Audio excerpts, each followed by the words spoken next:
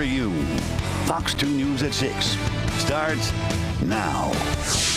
We want to welcome you to Fox 2 News at 6. I'm Hilary Golston. And I'm Dave Spencer. It's hard to know what to make of it out there. A lot of people probably packed away their shorts for the year, but after all, it is still summer. Yeah, I have a couple of culottes ready to go.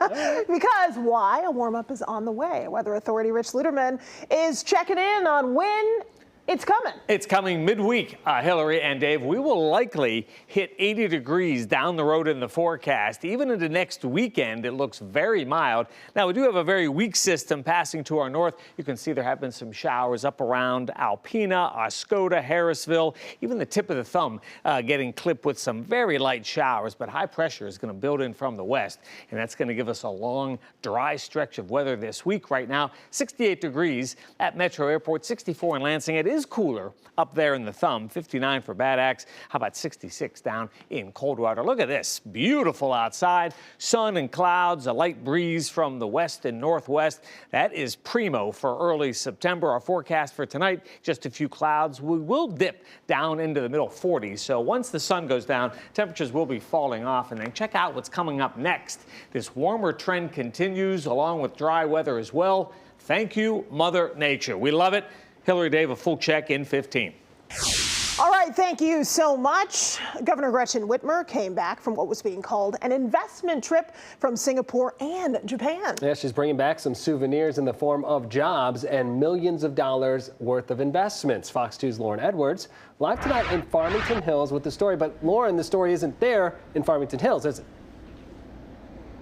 Yeah, you know what? Funny enough, we went over to Farmington Hills. We're now over here in Wixom because we figured this is where they're celebrating, because Governor Gretchen Whitmer was out in Japan making money moves on that investment trip, saying that Astomos is going to be investing millions here in Wixom. Folks are thrilled about it. But take a look at their current building, which is over in Farmington Hills. This is their home on Grand River Road. And this week, Governor Whitmer announces global auto supplier Astemo will invest $95 million, creating a new regional headquarters here in Wixom. And she says it'll create 200, quote, good paying jobs. 150 of those positions will be engineering type jobs. 175 jobs will also be retained. And Astemo is a subsidiary of Astemo Americas Incorporated. And they're doing this to remain competitive when it comes to autonomous driving, electrification, and SDVs, which are software defined vehicles.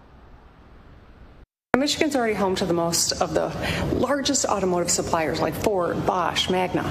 Today's investment secures our place as a global leader of the auto industry for years to come. But our work isn't done yet.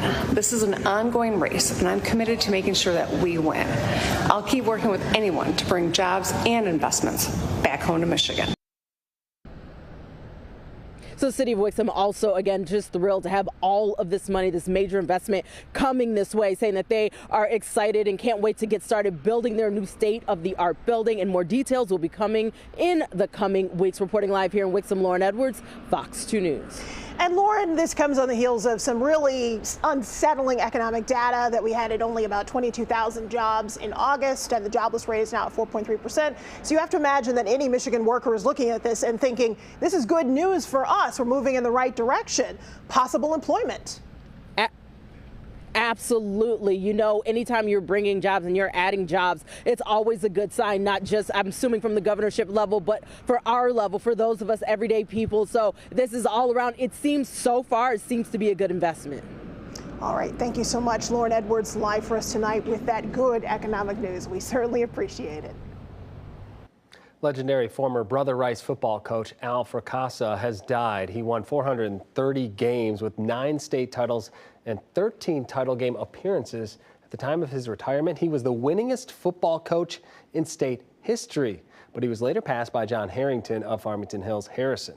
Fracassa coached Royal Oak Shrine from 1960 to 1968 and Brother Rice from 1969 to 2013. He won 78% of his games. Brother Rice releasing a statement reading in part, quote, "He taught us to do it's better than it's ever been done before, and to do it right all of the time. Not because it was easy, but because excellence demands it. May he rest in peace. Let us honor him by practicing the values he instilled in us: hard work, integrity, and faith, both on and off the field, end quote. Al Fracassa was 92 years old. Well, it's become a hotly debated topic. The president has continued to explain what his plans are for sending federal troops to Chicago. As of this morning, 5 people were killed and 8 wounded in weekend violence in that city. That's since Friday night. The president calls the crime there out of control.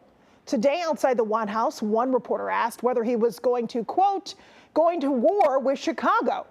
The president did not appreciate that question. Listen, be quiet, listen. You don't listen, you never listen. That's why you're second rate. We're not going to war. We're going to clean up our cities. We're going to clean them up so they don't kill 5 people every weekend. That's not war. That's common sense. Now, obviously, around here, there's been a lot of discussion about whether Detroit could be in the line of fire here. Of course, that hasn't been confirmed, but the president has said after Chicago, New York might be next. To Troy now, a solemn reminder to never forget Whitechapel Cemetery, the site for the 8th annual Patriots Race. It's a fundraiser for Michigan's Wounded and Returning Veterans Program. The cemetery also hosting the traveling War on Terror Remembrance Wall, which features the name of thousands of Americans who gave their lives. This is obviously leading up to the 24th anniversary of the attacks of 9/11. I don't think people realize that when you're in combat, you don't get to stop and come home for the funerals. And so the last time we see our brothers and sisters is when we send them home to their families. So this is some of the only closure these men and women are going to get to come spend some time with their brothers and sisters. The saying Americans repeated in the wakes of those attacks, the words never forget. Amazingly, more than 100 million Americans have been born since 9/11. Many teachers in our schools weren't even born yet. The attacks killed nearly 3,000 Americans, sparking 2 lengthy wars in Afghanistan and Iraq. Detroit will hold its 9/11 memorial ceremony at Campus Martius Park on Thursday morning at 11. 2 firemen who were at Ground Zero will be in attendance at that ceremony. Let's get you an update on some local political news. One candidate for mayor of Detroit is pulling away in fundraising in a very big way. City Council President Mary Sheffield dominating over her opponent. According to the latest campaign finance reports, between July 21st and August 25th, she raised $205,000. Her opponent, Pastor Solomon Kinlock, raised nearly $120,000. They're both hoping to replace Mike Duggan as Detroit's mayor, who's running for governor as an independent. Now, Duggan endorsed Sheffield for the job. We are now 8 weeks and 2 days away from Election Day. Wonderful weekend to be outside. An event in Rochester this weekend combines arts and apples, but it's mostly about the art at this one. It's the 59th year for the festival. Each year, 60,000 people come out to Rochester Municipal Park to check out the works of hundreds of artists.